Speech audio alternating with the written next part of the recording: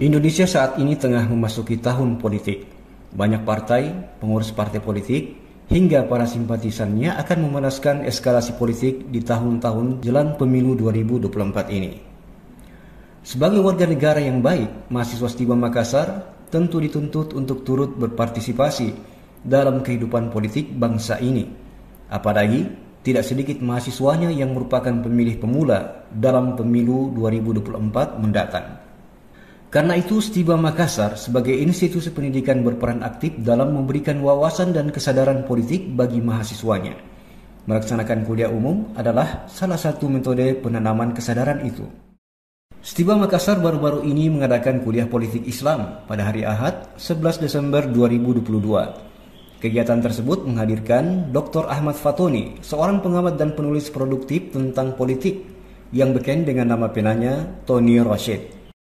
Menurut Wakil Ketua MPR RI, Dr. Andes Haji Tamsil Lindrung, yang malam itu membersamai narasumber, Ustadz Tony Rashid setiap harinya menelurkan tidak kurang dari 3 tulisan. Tulisan-tulisan yang tak jarang dimuat di situs-situs web dan jadi bahan referensi pemerhati politik. Ustaz Tony Rashid, seorang kolumnis yang setiap harinya menghasilkan tulisan tidak kurang dari 3 tulisan setiap hari. Saya kira hari ini kita sudah menerima beberapa tulisan-tulisan beliau. Kadangkala sebelum tidur tulisan 1, di dalam berkendara nyetir tiba di lampu merah selesai lagi 1 tulisan. Tony Rashid sendiri mengakui bahwa tulisan-tulisan yang dihasilkannya selalu memiliki nilai dan tujuan jangka panjang.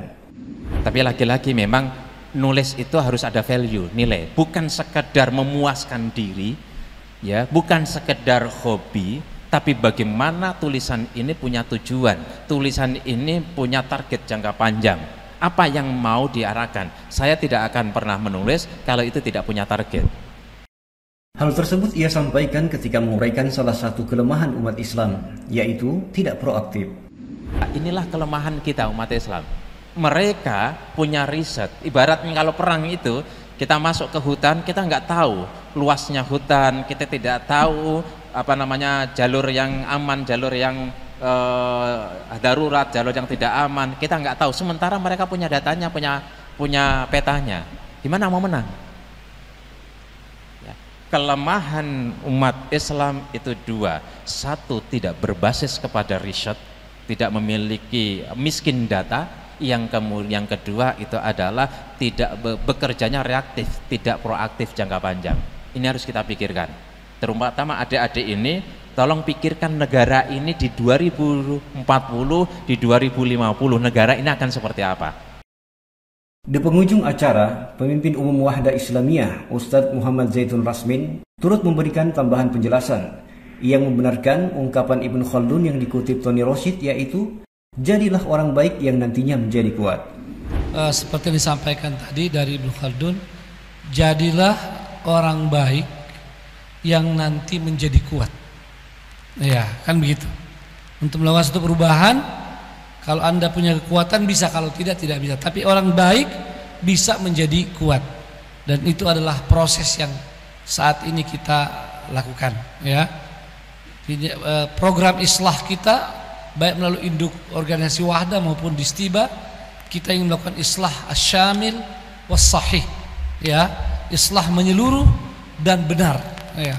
Karena itu mari orang-orang yang baik ini menjadi kuat manhaj karena benar jalannya, kuat sebagai pribadi-pribadi muslim yang terdidik, kuat ukhuwah di antara mereka, kuat pengorganisasian, dan kuat karena jumlah yang memadai. Yang kedua poinnya, saya mau ingatkan bahwa sekalipun kita dalam islah asyamil dengan cita-cita besar itu, jangan lupa apa yang ada di hadapan kita. Yang belum bisa diwujudkan seluruhnya, jangan ditinggalkan seluruhnya. Betul? Ya. Penyakit yang besar kalau tidak bisa diselesaikan semua, kurangi. Ini kata para ulama, taklil, kalau tidak bisa izalatul al-madarrah takliluha. Kalau belum bisa menghilangkan seluruh kemungkaran, maka kurangi. Kalau bisa belum mewujudkan seluruh kemaslahatan, maka perbanyak kemaslahatan itu. Maka apa yang disampaikan oleh Ustaz Tony dan Pak Tamsil cukup menjadi masukan bagi kita apa yang perlu kita lakukan untuk masa depan, masa panjang maupun masa sekarang ya. Sebab kalau orang tipes dan TBC tidak diturunkan panasnya bisa mati sebelum diberi antibiotik. Jadi jangan sampai mati dulu ya. Jadi usahakan atasi apa yang bisa diatasi di zaman ini. Ketua Stiba Makassar, Ustadz Ahmad Hanafi dan Yunta yang menjadi moderator pada kesempatan tersebut menutup acara dengan harapan kuliah tersebut dapat menambah pencerahan khususnya bagi mahasiswanya. Sudah sangat cukup dan mudah-mudahan pencerahan ini menambah wawasan kita, dan yang paling penting kita harus berperan aktif mengambil posisi yang tepat untuk perubahan di tingkat nasional pada tahun politik yang saya kira sebentar lagi akan kita hadapi.